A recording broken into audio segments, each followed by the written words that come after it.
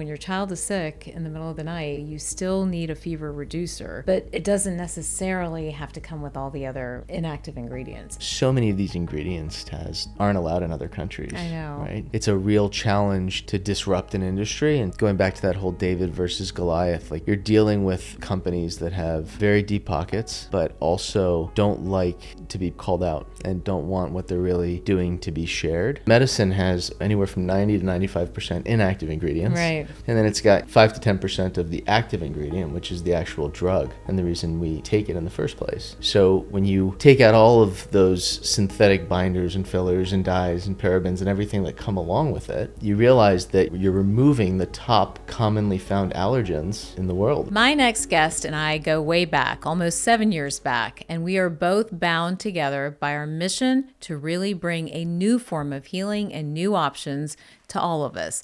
I can't wait to introduce you guys to David Johnson. He's the co-founder and CEO of Genexa, the first clean medicine company. He was born and raised in a family of naturopathic practitioners and has been connected to the natural health space and wellness his entire life. After becoming a father, and he's going to tell us this amazing story, in 2010, he was surprised to discover all the artificial dyes, flavors, preservatives, and common allergens found in most children's over-the-counter medications. Seeing a need for clean options, he co-founded Genexa in 2014 to create medicine made with the same effective active ingredients as the leading brands, but without all the unnecessary artificial additives. Genexa believes in putting people over everything and is on a mission to revolutionize the medicine aisle by offering clean choices for families everywhere. Welcome to the show, David. David, super happy to have you here. It's great to be here. We know each other. We work together on Genexa. I am so proud, and I'm going to be 100% honest here, guys. I'm a part of the Genexa board, and I'm so proud to be there. Genexa is one of the first brands, really on the forefront of clean medicine, looking for safe products for our children. I started my career in pediatrics. I've talked about that many times. But I want my viewers and listeners to know why you jumped into the space. What was the motivation? What made you get up in the morning one day and just decide to start a clean medicine brand? Yeah. No, Taz, and it's great to be here because I remember the first time we met, it was kind of like an aha moment. And from there, we hit it off. And, yes, it's absolutely. Nice to circle back 7 years later and actually sit and talk about it. Has it been that long? Oh my gosh. So. Gosh, these years are going by. But yeah, so. I still think, it's been 7 years, but it feels like yesterday. There's still so much to do. There is so much to do. But how did you enter into this space?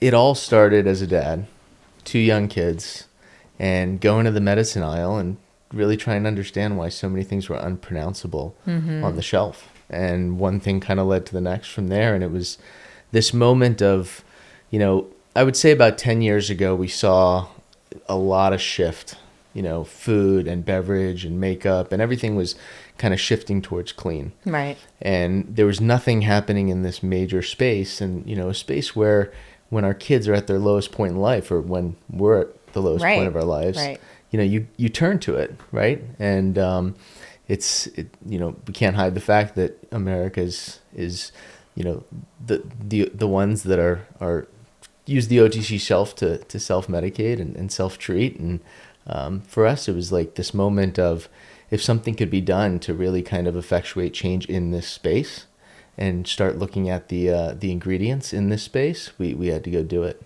Were you noticing with your own children? Absolutely. When someone's sick, you're not sitting there. You don't have the bandwidth, especially when it's your children, to sit there and debate okay, there are 10 bottles on the shelf. Which one do I pick? Did you notice with your own children that they were reacting differently to some of these medications or having an issue with it? Yeah. So Max, my co-founder, he always had a reaction when he took medicine, and he suffers from pretty bad seasonal allergies, but just allergies in general.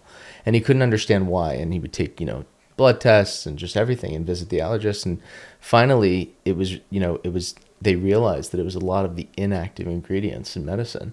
Medicine has, anywhere from 90 to 95% inactive ingredients. Right.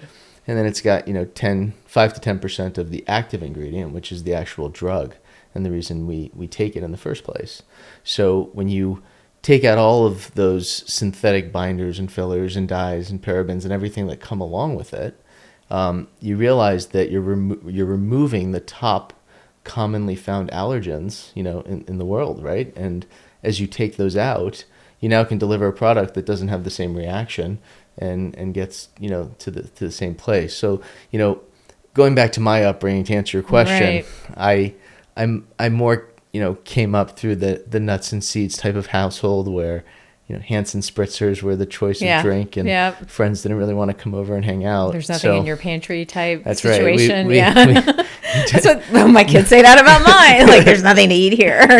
No gushers or fruit roll-ups. Right. But, so my kids, I raised them very, healthy, holistically. And, I come from two health practitioners, chiropractic physicians that, raised me that way. But what I realized growing up and as a dad is, I didn't have that knowledge. I wasn't a practitioner. I didn't have the experience. So I really had to teach myself. And through these ingredients, I would see our kids, react and throw up and do different things. And, it really kind of led me to understand why they use these ingredients and why these products are out there. Yeah, I think the science has come a long way too in the last 7 to 10 years or so. I think in the beginning we were suspicious and had an inclination that some of these ingredients might be doing something, but I think the science has come so far, and even what we see in practice is that certain children and even adults have a threshold, and they have sort of what I've been calling this toxic load that we're all biochemically able to only handle so much. That's right. And it's very individual. So you add red dye in, you add, like MSG in, you add titanium high dioxide, fructose corn syrup in, you add titanium dioxide. You start adding these things in. Some kids are going to be okay. No reactions, nothing. But then there's a huge, ballooning rate of like sensory disorders, children with ADD and ADHD, children with behavioral issues, mood disorders, all these things. And the part that we have to do as parents and practitioners both is like take a step back and be like, okay, what's going on? Like what's the difference that was not there 20 years ago, 30 years ago, that type of thing. So I think that this is a really important conversation for families and for parents to understand that there are options. How would you define clean? Like, so many people have used that word, right? Like, this is clean, there's organic, clean, natural, like there's all this stuff. How would you define just the word in general, clean? Yeah. So the way that we define it at Genexa is really medicine made with the same efficacy, but without any of the artificial inactive ingredients, right? So very just focused on removing all things artificial. That's how we define clean in medicine.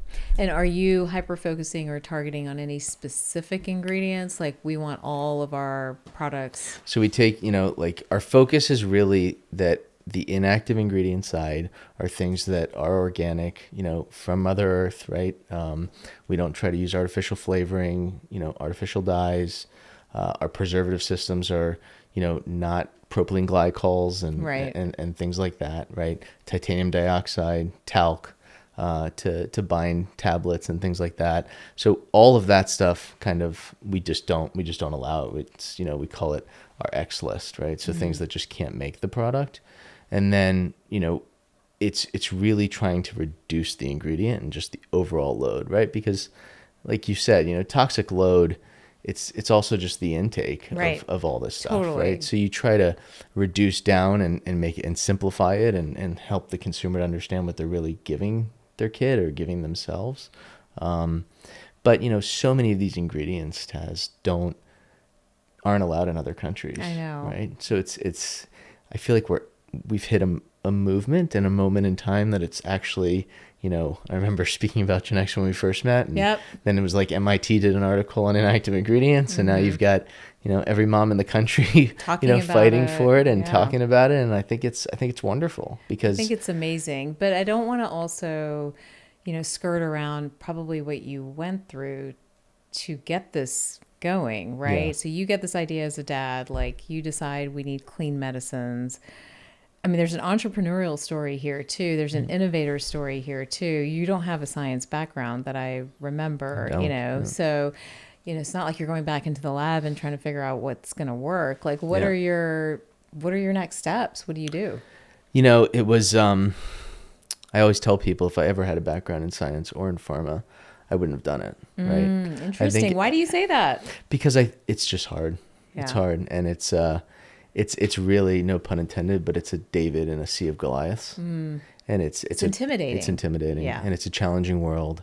And you're launching onto a shelf where every competitor has huge pocketbooks, and you're challenging them, right? And you're challenging the status quo, and you're doing it for the greater good, but they're not seeing it as doing it for the greater good. They're seeing it as, kind of taking profit away, right? So I would, going back to the entrepreneurial journey, there were tons of bumps in the road. Yeah. And I remember when Max and I kind of came together on the idea, we didn't Max even... is your brother, by the way, for anyone who doesn't know, right? Partner. Okay, yeah. got it. Okay. And then and Arik's my brother. He's also in the business as well. Yeah, that's where I got that from. I'm like, I know I got that from somewhere. That's right. So it was this journey of, where do we even go, or where do we even start, and how do you get a product made without using all these things, and how do you do it for a low cost? Because the pharmaceutical industry is heavy research and development. It's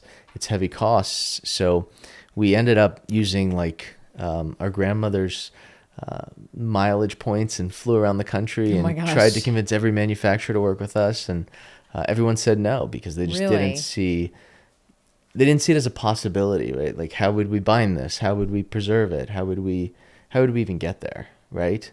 So we ended up actually back in LA at the time where we were living before we moved here to Atlanta, which we love greatly. But, Yay. and we had a manufacturer that actually committed to the idea of, if this could get done, we'll give you guys a shot, right? And we failed every batch, every research and development batch we ran, and then we kept going. What did you start with, out of curiosity? What medication? We started with the pain and fever, the liquid pain and fever. Okay. And it was so complicated to get it to just be a form that came together, that delivered on the efficacy, that delivered on FDA requirements to sit on shelf, and all the stuff that comes of it, because no one's ever done it, right? So it was just failure after failure after failure. And finally, fast forward, I think it took 2 years, we had success, came off the line, got an incredible group of investors who, put their money at complete risk and believed in the idea and what we were doing, and then just kind of stuck to it, and a lot of ups and downs along the way. But I'll say, today we're in 50,000 stores in America, and it's amazing. It's a great brand, and it's a brand that consumers are loving and are engaging with, right?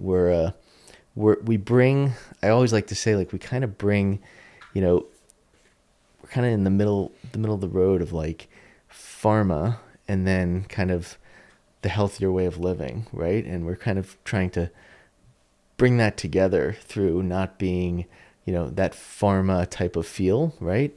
And really kind of a consumer centric type of feel, where consumers can feel part of the brand and be a part of the growth, and kind of, help us make a difference. Definitely. And I think, one of the things I've noticed is that so many people in so many industries or companies, it's like you're on one side or the other. You're either all natural, all holistic, all whatever words you want to use, or you're over here and you're all conventional, you want, quote unquote, I've heard this word, the good stuff, is kind of what people call it.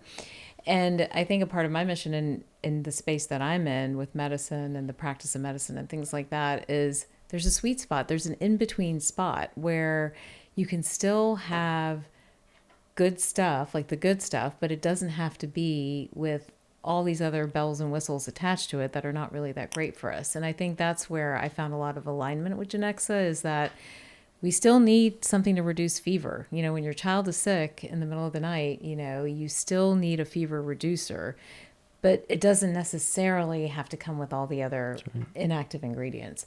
Is there any science behind these inactive ingredients beyond what I've seen with sensory issues and mood and learning and things like that? So there's a lot when it comes to kind of gut or celiac or, those type of things. Okay. And, that was basically found in that MIT research study, which they're about to continue doing.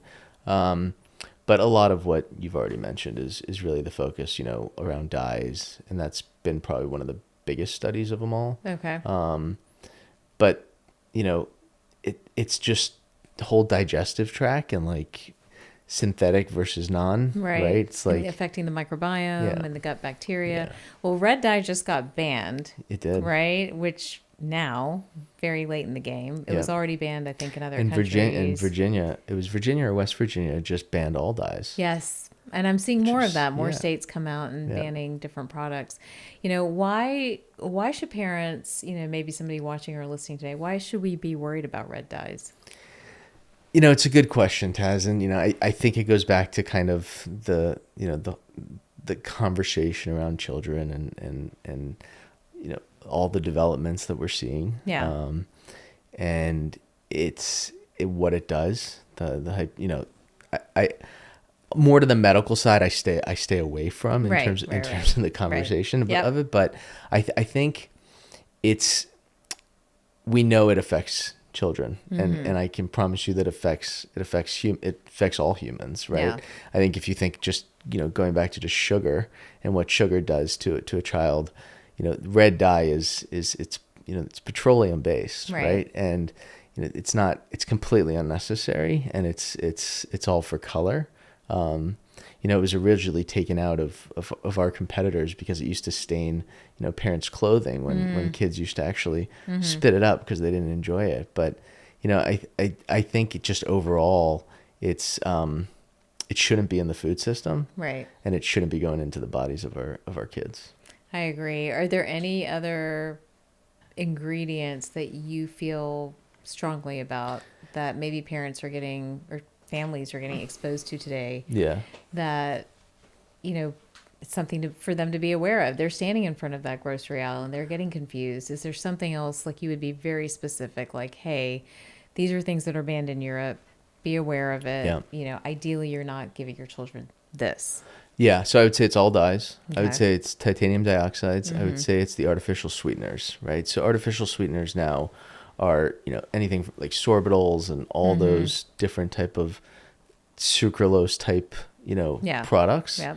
Are really ones I would stay away from. And then, the talcs have started to be reduced. I'm speaking specific to medicine. Right. If you want to get into more food, it's probably more the dyes and the sweeteners, but all of the binders and the parabens and the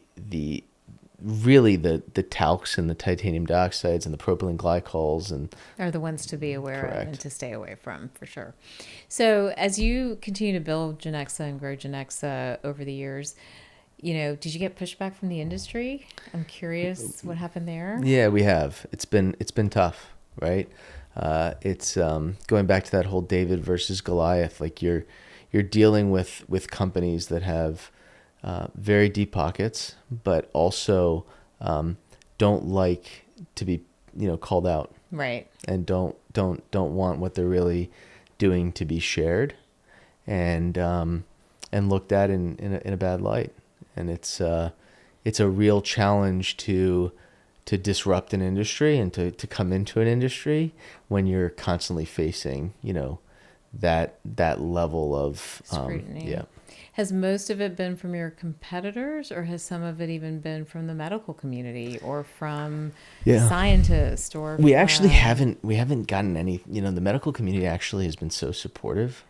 We go to the big Pediatric event, and I would say that everyone from the people that are leading the event to top pediatricians in the country, they're coming over to their booth and they're just like, guys, you're really changing the game. Yeah. And we've noticed that using your product is different, and just keep going, right? If you can get the ibuprofens into the market, if you can get this cetirizines into the market, right? That's a big one, actually. Those are really where we need your help, because we see more. In the allergy community, we see a lot of the inactive ingredients just really affecting the kids that we're dealing with. So, just kind of leaning more into we'll support you, like go after more products and so on. But it hasn't come from the medical profession at all. No. No. Okay. So I would say it's mainly competitors. it's the competitors. Do you feel like, I mean, what do competitors say? Like, what's the issue? So, I mean, without getting into like complete details Right. around it, I think it's Right. just like Generally. it's competitive marketing, right? It's like why say that we use this, right? Well, because you use it, right?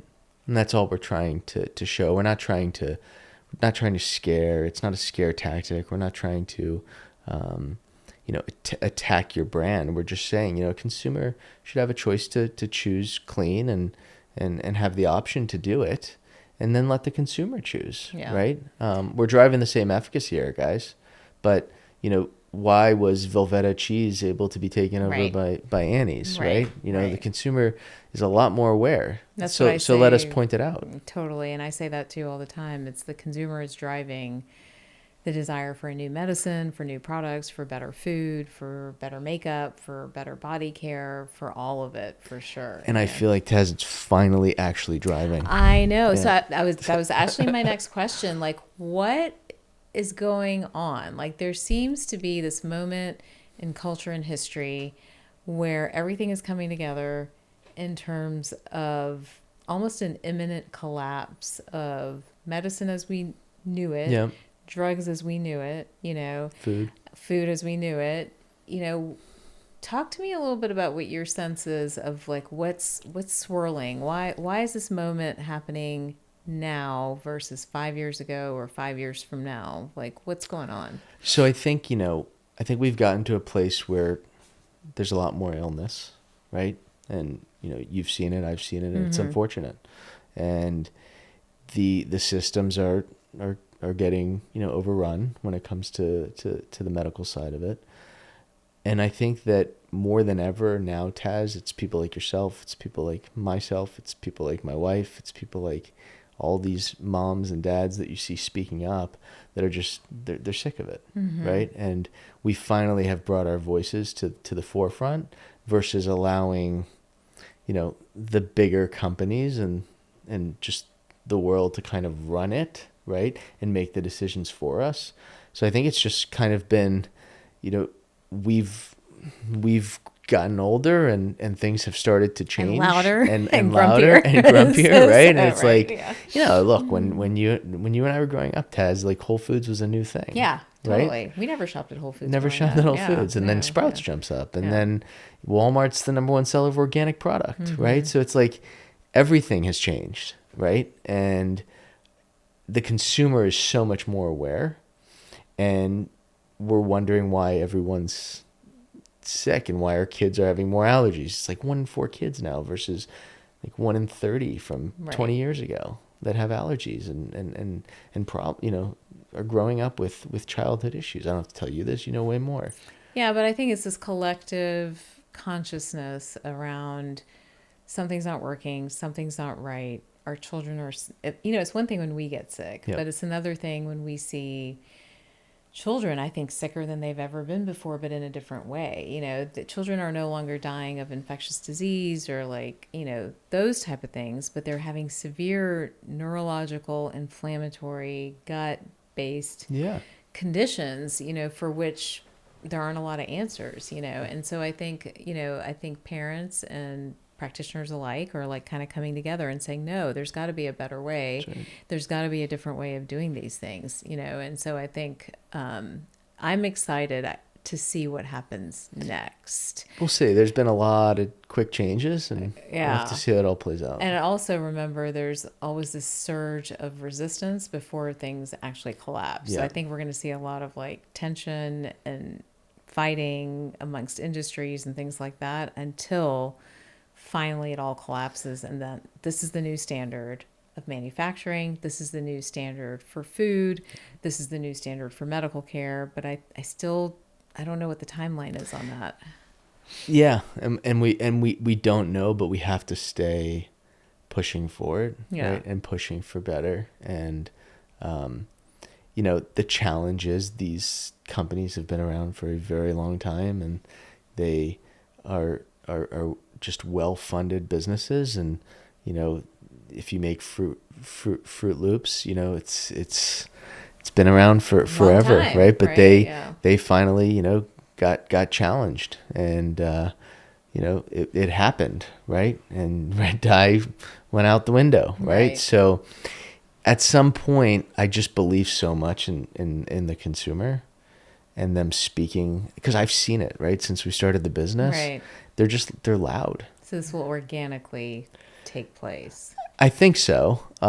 It's going to take government. It's Right. going to take certain areas of government to allow for it, right? For example, going back to what I said earlier about, you know, the European Union outlaws so many ingredients that we allow. Yeah. So it has to kind of start from that, but the more they get pushed, you know, they made a change, Yeah. right? And then Yeah. if you have states that actually will take it on, where, you know, the movement starts pushing states, you know, it doesn't really, it will happen at the, it will happen at the, you know, the top of the government no matter what. If all the states are following suit. So I have a question, and I truly don't know the answer. What does it look like globally? Like, what does it look like in China or India or the Middle East or Africa? Like, do they have regulation on these things? Where are they with all of this? So, you know, I don't know like all of those places, but I can Right. tell you Europe, you know, China restricts certain things. You know, I would say more like areas like Australia, and, you know, Australia has a certain level of manufacturing that, you know, US manufacturers try to get, right? Yeah. It's called, I think, TGA. And it's like a whole nother level of what comes into the system, how it gets processed, you know, from everything from water to, you know, the goods that go into it. I would say that our system, you know, you see a lot of comparisons online of like McDonald's in the US to McDonald's Right. in India, Totally. right? Or, Yeah, you yeah. know, however, and it's drastically different, right? Yeah. And it's because those countries restrict it, but it's also because their health systems are different, right? So, you know, you think of like Europe health systems or Canada health systems, right? And you don't find the same product in grocery stores. You don't find, you know, fast food restaurants on every corner, right? It's just a different way of you know, just consumer intake around all things food and medicine. Are we one of the unhealthiest countries when it comes to that? I think we are. Ugh, that's not good. I think we are, but I think we're heading in the right direction. So it's interesting because, you know, as our voices come together and as consumers come together, you know, many of us, myself, you, others, you know, we've taken on initiatives because of something that happened to us. If somebody is listening to us talk today and they have an idea in mind or a way of, you know, sort of joining this movement, or there's something that they want to change, right? And I've seen it across every sector, whether it's, you know, a drink or a personal care product or, you know, a makeup product or whatever else. You know, talk a little bit about what they should plan for and what to expect as they go about building, you know, a company from scratch, and a brand. Yeah. I mean, the thing I always say when asked that question is do something that you're passionate about to start. Because if you don't have the passion that's going to drive you day in and day out, you won't get there. And this was, for Max and I, it was such a passion project because it was our kids. And it was like, well, why, when we type these ingredients online, does it bring up all this stuff? And obviously it's in, you know, more of an intake, right? It's like almost like if you're, you know, taking more than just, you know, a couple teaspoons of medication, but over time it builds, right? And it's like, well, why? So, you know, if you don't have the passion, you start to, you know, your flame starts to burn out, right? And then, you know, once you have that, I would just say, like, believe once you believe in what you want to do, you know, just start taking the steps to go get it done, and just sell off the belief that you have in the product. And, you know, it won't necessarily work out, Right. but you know, you have to understand that in life there's so many other bumps in the road that you get over, right? Whether it's, you know, family or school or just you know, dating, marriage, whatever it Yeah. is. And it's like this whole idea of developing a brand and a product that can make a difference was just at the forefront of like everything we were doing, right? And it was to do that and do it, you know, trying to put it ahead of you, right? So it's like at the end of the day, we're all, you know, leave something behind, right? And like what can it do to change, you know, society and what you're leaving behind. So, you know, long-winded answer, but it comes back to passion. And don't just do it because you think it's a good idea, right? I think there, like, if we went back and calculated like the number of hours that we spend there, I always tell my children this too. There's no amount of money that like reimburses you for the amount of time you spend when you passionately love something and you just want to see it come into fruition. And I think that is a key ingredient. But there are always lows, right? In any entrepreneurial journey, there are always lows. You know, found a manufacturer, you found investors. Were there any big lows after that? Yeah, you know, I have to say, being a little bit vulnerable for a second, Taz, I'm a very trusting person, right? And as an entrepreneur, you trust. And as you start to trust, you realize that, you know, not everyone can be trusted, right? That comes around you. And you want everyone to be good, and you want to go along the way. Same team. You think you're on the same team, Yeah, but it's a challenge. But again, I think that's where the passion can pull you through, right? Like if you're really just passionate about it, you know, this company has been going now for 8 years. Mm-hmm. And the year it started, my daughter was born, and I would say that I spent, of the first year of her life, minimal time with her. Mm-hmm. and it crushed me. Yeah. Right? Yeah. And I've been, you know, over the past 3 years, just so focused on them and being a part of their lives, right? And that, how that ties into Genexa is now they understand why, you know, I had the passion to do Genexa, right? So, you know, just bringing it full circle, it's the bumps are worth it. You see what I'm saying? Like the tough things are worth it, but don't forget to, you know, have some fun along the way. Yeah. I mean, I think I would say the same thing. I think there were some lows mainly around people and what they did and did not do or said they would do and it didn't happen or whatever. You know, those are stories of the past. But you're right. It's like the passion, the mission. And then I do think there's one muscle that if I was advising, you know, younger business folks or somebody who had an idea is really developing resilience, because I think you're going to get knocked down. Yep. You're going to get knocked down at home. You're going to get knocked down in your business. But your ability to take the lesson and then to walk out of that situation a little bit stronger and wiser, but not bitter and negative. That's right. I think that's like a really important line, because I've met plenty of people who get really bitter and really negative, really distrusting. Like, don't go to that extreme, because I don't think that's helpful either. But like, just come out a little bit stronger, a little bit wiser, a little bit more aware, you know. And I think that's a part of the journey, you know. Yeah. So, yeah, and kind of like just go back to the heart. Yes, right? Go back. Like try to get out of the head and go back to the heart. So, do you have any, like, just from a self-care standpoint as an entrepreneur, you know, because there are all kinds of people that listen to our show in different walks of life, you know, if you're in this, when do you call it? Like, it's time to go to bed, and it's time to wake up, and it's time to eat, and some of those things. How do you take care of yourself? Yeah, so the one thing that I've done over the past year is put my phone down when it's bedtime, right, for the kids. And it's been huge for me, because I was the one that, like, email came in, text came in, react to it. And, like, I knew that it was, like, and sometimes it would be a bad one, and it's like, God, I can't even get this out of my head. So then I'd find myself lying in bed and my daughter was talking to me and I don't remember any of the conversation. And it was kind of like this aha moment of, you know what? The evenings with the kids are going to be sacred. Yeah.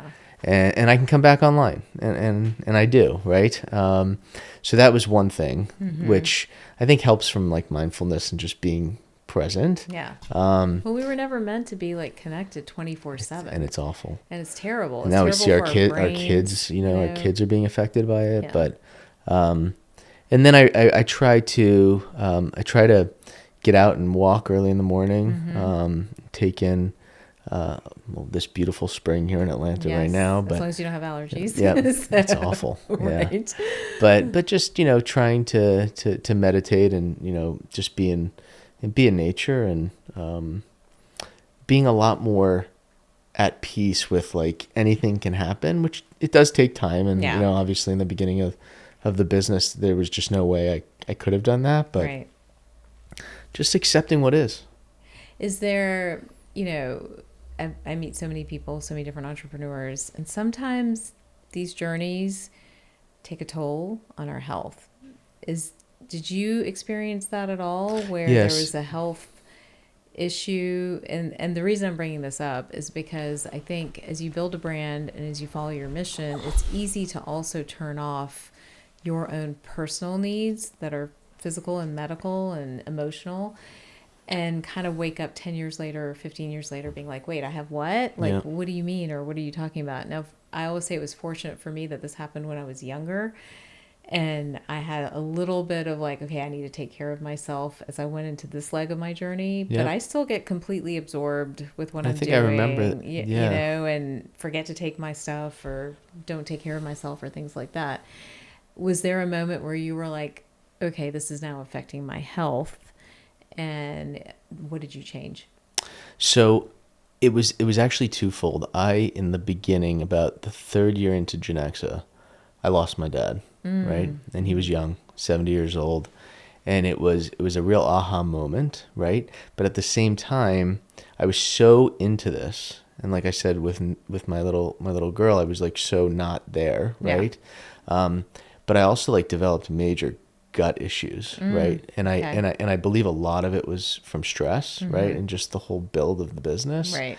But that whole episode of losing dad and my kid being born, and it just, what are we doing, right? And it was like an aha moment of, I got to correct this, right? And I corrected it through food, and just, staying away from the things that would really, inflame me, right? And everyone has, different things that can, that get them or bother them. But that whole time in my life was like a real dark chapter. And things happen within the business, and there were people around the business, and just a lot of things that really brought me to a moment of deep reflection. And I think that's so important to have like a self-care routine of some kind, have some breaks in place when you're on a journey like this and trying to build. So what are you hoping will happen with Genexa as we look into the future? Are there new, first of all, maybe tell our audience like what some of your main products are. Are you guys innovating more products? Are you thinking about adults as well? Yeah. And kind of what is the future look So like? right now we're in kind of pediatric analgesics, right? So more like the pain and fevers for infant and kids. We've now moved into adult kind of analgesics as well. And then we've shifted also to children's cough, cold, and children's allergy. And the pipeline is robust, and it's really trying to create a clean option across the whole medicine aisle, so a consumer has an option to choose clean. And regarding the first question about like what's in store, I think Taz, we've definitely grown from day one, and it's become a much bigger business, and one that I want it to be here to stay, right? And I want it to affect change for health into the future. So I think when I get asked the question, I kind of go internal and kind of say to myself, well, will we stay, right? Yeah. Like, great, we can sell the business and everyone can, realize the reward, right? But will we stay into the future? Yeah. Because it's a game changer on shelf, and it's a game changer for the industry, and the industry is very much aware of Genexa now, and we want them to become more and more aware. And at the end of the day, if they start changing their products, it's a win. It's a win. It's a win. There's space for more than one, and be way far beyond that would really drive everlasting change, and it's a win for consumers and people. It's always a win when you sort of like affect change in the rest of your industry by what you do. I definitely agree with that. What are you the most excited about? What's next for you? I'm excited that the years of sweat and drive and gray hair and wait, were you gray 7 years ago? I can't. No, okay. No. I couldn't I remember. had beautiful brown hair. Oh, that's right. That's right. All right. But I think. Notice I'm not gray. FYI. Yeah, no, I know. Maybe artificial. Yeah, I think it's just I'm excited. I'm excited where the business is.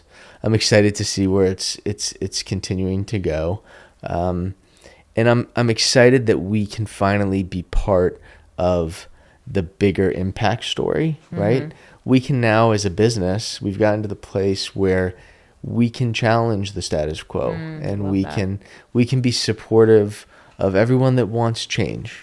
Right? And we can lead that from a competitor perspective. Versus just an influencer perspective, right? We can lead it on shelf. We can lead it, with capital. We can, it's so we're in a place where it's really now continuing to build mode and continuing to bring a lot of that influence of new products to market and being a voice. Do you think in our lifetime that we will have policies around definition of what's clean, what's organic, what's natural, like clear standards? Yeah, so I think I think the USDA from an organic standpoint does a decent decent job. Have one. That's true. I think natural's kind of gone, vague and gone, and I think people don't get it as much anymore. I think clean kind of got a definition in beauty. You saw the government really start to remove some things that could be in makeup products and lipstick, just all products that were being used. I'm going to push for it. That's kind of where, going back to your last question, it's really where I would love to focus going forward. That's where I was going. Do you think you'll be in policy more? I definitely I don't want to be in politics, but I want to push policy. Yeah. And, there's a lot of conversations happening and a lot of people coming together, and, I really want to influence it. I want to be a part of it because, again, it's not for the benefit of Genexa, right? Right. Because it benefits everyone. It benefits every food product, every medicine product, but it benefits the consumer at the end of the day. Well, I just feel like there's so much confusion, right? Lots. Like, okay, is this one okay? It says it's clean. This one says it's organic. This one says a lot of whitewashing. It's just like, which one is the one to pick? So I feel like if there were clear standards, then the consumers would know, like, then you make a choice, right? Or just a complete policy about what can be used in the country. Or that, yes. That would be even more powerful. It'd be game changing. Yeah, it would be very powerful. Well, it's so exciting. I can't wait to see sort of what happens next, both with Genexa and with you. I do think, whenever we're trying to push against the status quo, it does take passion and resilience. But I also want to remind everybody it takes having the tools to take care of yourself and then, really take care of your family. I mean, some of my regrets are the kids were little and walking home at 9 and 10 o'clock at night and, missing out on some of that stuff because I was so new and I didn't know what I was doing. And that's the amount of time that would take to like get things done, So it's just having some of those guardrails in place, I think is so important in an entrepreneur's journey, in an executive's journey, no matter what you set out for, in life, and I'm excited to see where everything heads, so, but I've got to ask you this question because I ask everybody this question. What makes you whole? What makes me whole? Yeah. My family. We get that. Everyone answers usually, I think 95% of our guests have answered with family. Yeah. And I think it grounds us. It gives us a sense of identity and purpose. Makes us want to leave a legacy for sure. Yep. And they'll be there for you, right? And the highs and lows. Yep. Circle gets smaller and smaller, and family's always in it. Yes, for sure. Well, thank you so much for taking time out today. Thanks for having me. If people want to find out more information about you or Genexa, what's the best way for them? They can go to genexa.com, or we sell Walmart, CVS, everywhere. So it's amazing. It wasn't like that 7 years ago. No. Well, thank you so much for being here today. I appreciate it. For everyone else watching and listening, thank you again. I will see you guys soon. Thank you so much for listening and watching today's episode of Whole Plus. Be sure to share this episode with your friends and family. And if you haven't already, please take a moment to subscribe to this podcast on YouTube or click the follow button on Apple, Spotify, or wherever it is that you get your podcasts. And don't forget to follow me on all social channels at Dr. Taz MD. Until next time, stay healthy and stay whole.